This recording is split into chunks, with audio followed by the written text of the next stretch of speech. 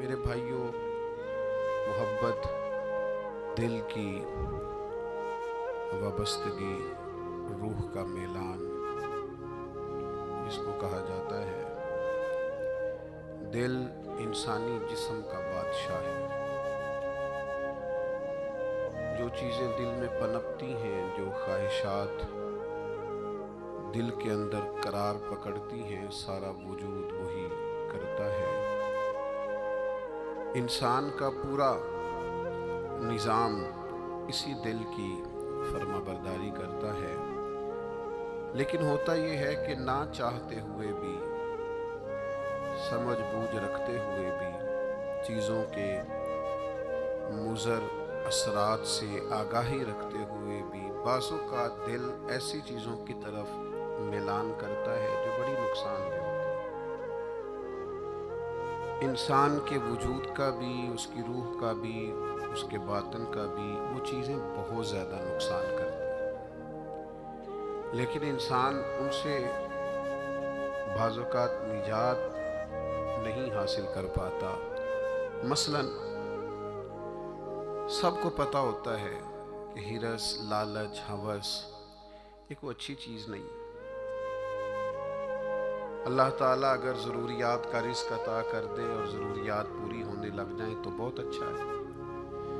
لیکن نہ چاہتے ہوئے بھی بعض لوگ مال کی ہرس میں، ہوس میں، لالچ میں مبتلا ہو جاتے ہیں۔ یہ محبت دن بدن بڑھتی چلی جاتی ہے۔ وہ خود اپنے آپ سے کئی دفعہ سوال کرتے ہیں کہ یا دل تو نے تو ایک دفعہ یہ کہا تھا کہ بس میری ضروریات پوری ہونے لگ جائیں، 2 وقت کی روٹی چلنے لگ جائے، بچوں کے اخراجات نکلنے لگ جائیں، سر چھپانے کو ایک مکان مل جائے تو کافی ہے، اب تو کدھر نکل گیا۔ لیکن بہت سارا اس سے بڑھ کر اللہ نے فضل کر دیا، خواہش سے بڑھ کر عطا کر دیا، لیکن کہیں ٹھہراؤ نہیں ہو پا رہا، دل روک نہیں رہا۔ روز مال کی محبت، مال کا لالچ بڑھتا چلا جاتا ہے۔ یہ اس قدر زیادہ نقصان کرتا ہے کہ نبی کریم صلی اللہ تعالی علیہ وسلم نے ارشاد فرمایا کہ دنیا کی محبت ہر گناہ کی جڑ ہے۔ یعنی لوگ سمجھتے ہیں کہ معمولی بات ہے کہ میرے دل میں مال کی محبت بیٹھ گئی ہے، لیکن یہ بڑا گہرا مرض ہے۔ بعض لوگ کہتے ہیں نا کہ یہ مرض آ جائے تو اس کی وجہ سے 70 مرض اور بھی لگ جاتے ہیں۔ تو یہ دنیا کی محبت وہ مرض ہے، مال کی محبت وہ بیماری ہے کہ جس کی وجہ سے سینکڑوں امراض پیدا ہوتے ہیں، حلال حرام کی تمیز اٹھ جاتی ہے، رشتوں کا تقدس پامال ہو جاتا ہے، بہن بھائیوں کے رشتوں میں دراڑ آ جاتی ہے۔ لوگ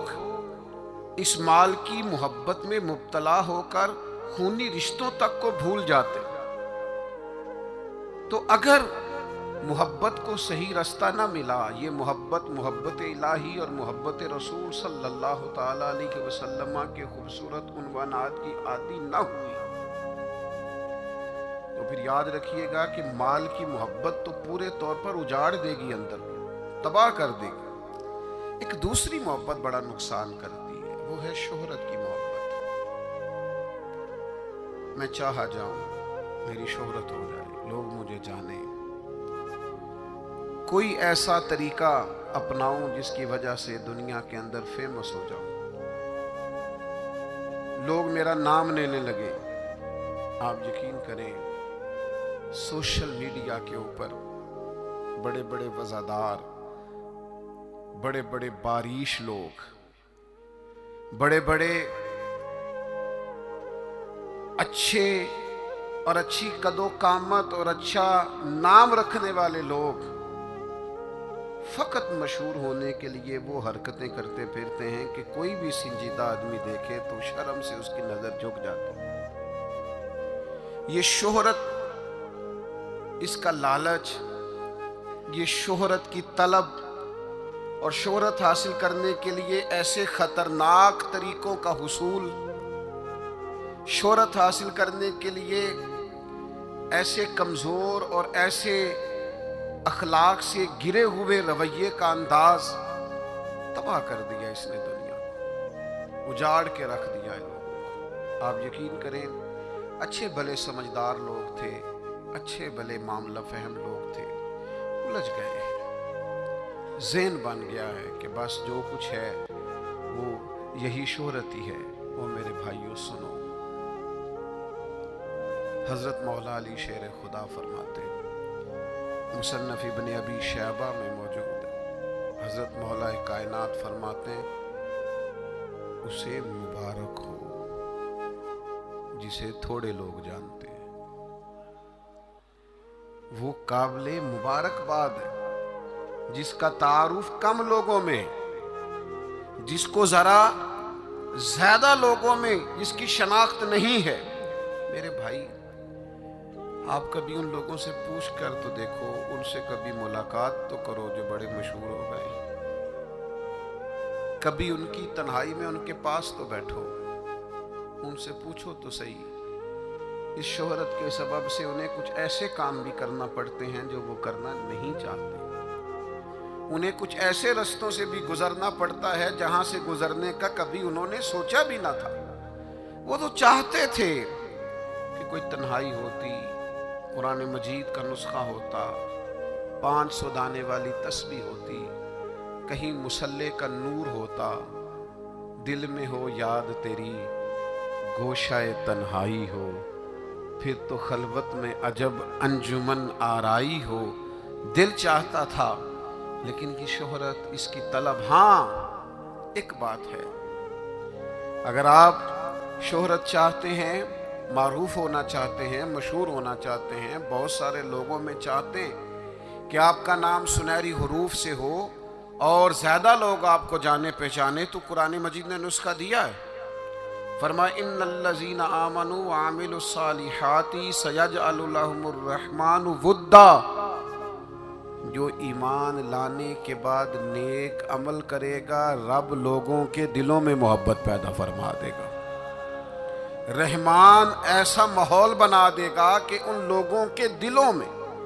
اللہ تعالیٰ لوگوں کے دلوں میں اس بندے کی محبت پیدا کر دے گا۔ ایک اور محبت ہوتی ہے، اولاد کی محبت، بڑی اچھی محبت ہے، ہونی چاہیے، لیکن اگر یہی اولاد شریعت کے راستے میں آنے لگے، اگر یہی اولاد اس طرح کا رویہ اختیار ہونے لگے کہ آپ کو اس کی خاطر حلال حرام کی تمیز بھولنا پڑے،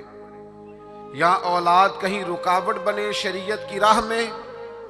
تو پھر قرآن مجید نے کہا انما اموالکم و اولادکم فتنہ، پھر یہ تمہارے لیے آزمائش ہے، پھر تمہیں تھوڑا غور کرنا پڑے گا، تمہیں پھر دیکھنا پڑے گا،